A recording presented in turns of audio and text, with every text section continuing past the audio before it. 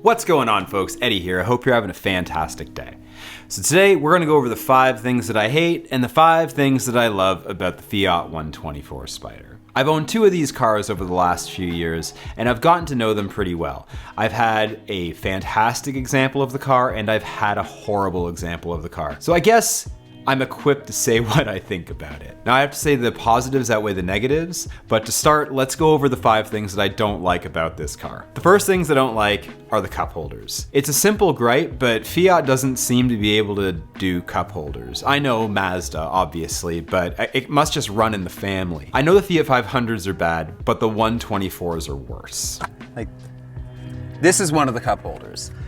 They're not like they're poorly made, but they're completely open. So things fall out of these. If you put stuff in here, they're like, they fall through. It's pretty useless. Now you do get 2, and you get some options. So mine usually sits there when I don't have a passenger. No passenger right now. This is good. What if I have Sally with me? Well, if Sally's with me, we'll need another cup holder. That one goes there. It's in the most inconvenient spot in the world. You can take this one, we can put it back here too, in case one isn't blocking your elbow enough. Now we have 2. The second thing that I don't like about this car are the sun visors. I know weight reduction, but come on. Seriously, like, look at these things. These are some of the cheapest plastic things I've ever seen. It was just a thin piece of plastic.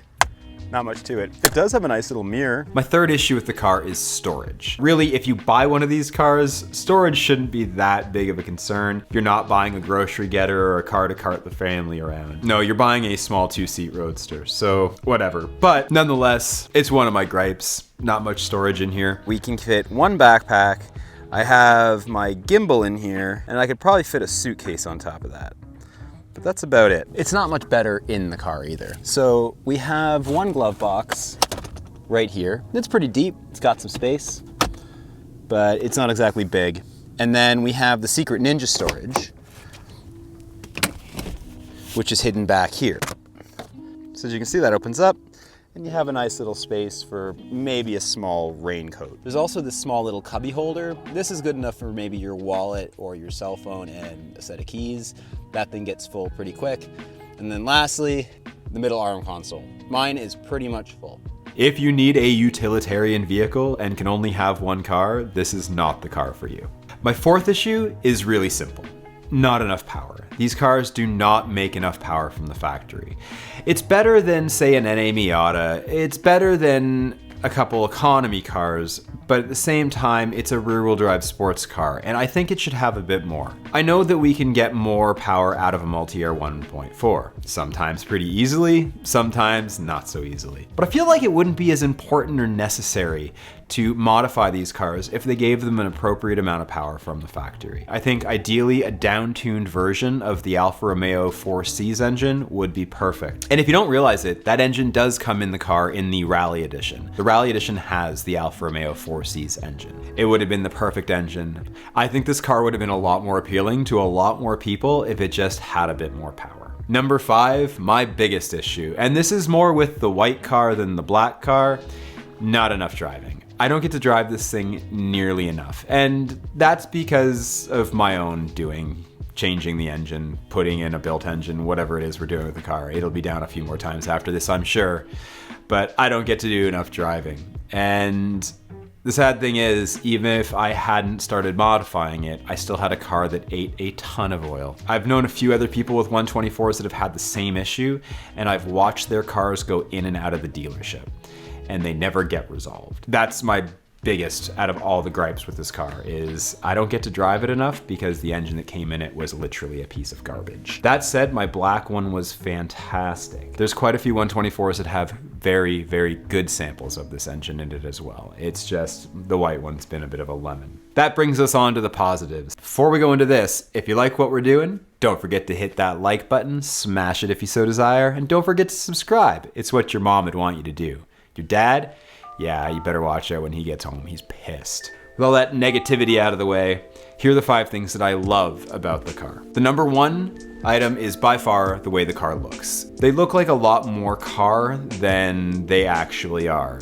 Well, if you own one, you know what I mean. You get a lot of questions as to what the thing is, particularly the Abarth. The two most common things people mistake it for are a Porsche and a Maserati. I really don't see the Porsche at all. The Maserati, yeah, I guess I could see it in the grille a bit. They're both very complimentary nonetheless, and I think that's a bit of a testament to how good looking this car actually is. They really are very pretty. The second thing I love about this thing is the utter simplicity of it all. Now, no, it's not simple by NA Miata standards, but by 2018 standards, it's a very basic car. You know, it has some of the basic creature comforts, right? We have heated seats, we have a backup camera and sensors, it has an infotainment system, and yet it doesn't have all those same options that you might find in a nicely spec'd minivan, or a crossover, or a luxury car. But that's not what it was meant to be in the first place. By comparison to those cars, it is very simple, and I really like that. I think they found a fantastic balance between simplicity and modern with the car.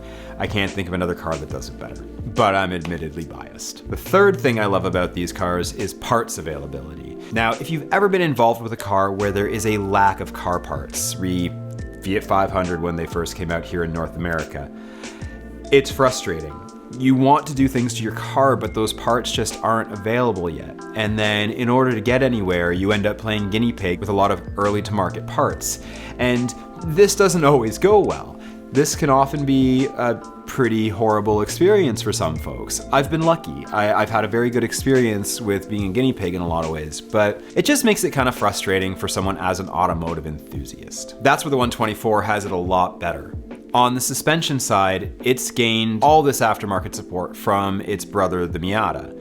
And then in terms of the engine, well, it's just carrying over with the same tech from the Fiat 500 Abarth. This car was set from the start. It had aftermarket available for the engine and for the suspension, and I've been absolutely loving that. I was able to start modifying my car so fast out the gate this time around. When I first bought the black 124, I was able to start modifying that thing incredibly quickly. Like, I had a larger turbo on that thing that bolted directly on within a month and a half, 2 months of ownership. With the 500, it was years before someone actually had any sort of aftermarket turbo, at least here in North America. You European folks had it good. Now, the fourth thing that I really like about it is its size. Now, some folks really prefer a large vehicle, but I live in Vancouver, and Vancouver, BC is a city, and I live just at the edge of the downtown core. That means when I take my car out, or if I have to go run around during the day, having a small car is absolutely fantastic. It makes it so much easier to get in and out of traffic. And getting in and out of traffic in a city like Vancouver is not easy. So having access to a car this small and this precise in this city is a fantastic thing. Having a small sports car in the city is a lot of fun. It lets you enjoy your car while still being in the city without breaking any laws. It also makes parking fantastic in the city. Parking a small car in the city is a lot easier than parking a large boat. You have a lot more spots accessible to you, whether they were intended to be parking spots or not. Hey, you can at least do it. And the best part is once you get out of the city when you live in Vancouver, well, then you can go to the mountains. And that's where the 124 is at its best. And that leaves me with the last thing that I love about this car, and that's the way they drive. Again, living here in Vancouver, I have access to some of the most amazing driving roads on my doorstep. Being able to go spend a day or two in the mountains with a rear-wheel drive sports car is fantastic. I can think of very few better ways to spend a couple days.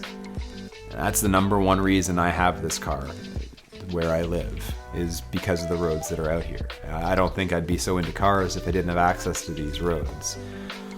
Kind of goes back to the last point of things I don't like about the car. It'd be nice if I could drive it more often because, yeah, we got a lot of mountains here. But hey, whatever. All right, folks, thanks for watching. I think today we're going to exit out with a bit of an homage to one of my favorite YouTubers. We're going to have porno music / comment time. Gabriel Flores says, Eddie, how does it run with a stock tune? Slow. Brady Huber says, a rare Benny hater pipe has appeared. Yes, it has. Vic Drago says, geez, nothing but heartbreak, right?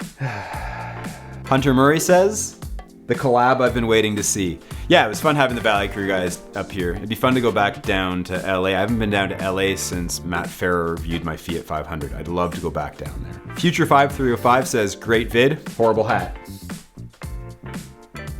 I love my hat. You leave this thing alone. The Urban Epicure says, dude, after all these years, after all these videos, you should know how to pronounce Abarth. It's pronounced Abarth. The Italian doesn't have the sound like 99% of all languages in the world. Your ignorance is just embarrassing at this point. Who cares, man?